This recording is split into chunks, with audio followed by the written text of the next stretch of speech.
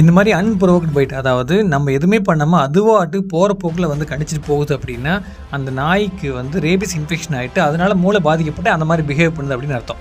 அதனால் அந்த கடிப்பட்ட இடத்த 15 நிமிஷம் சோப்பு போட்டு நல்லா கழுவிட்டு இம்மீடியட்டாக ஹாஸ்பிட்டல் போயிட்டு ரேபிஸ் வேக்சினும் ரேபிஸ் இம்யூனோகுளோபுலினும் கண்டிப்பாக போடணும்.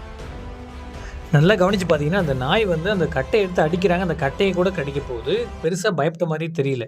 இதெல்லாமே ரேபிஸ் வந்ததுக்கான முக்கியமான அறிகுறிகள்.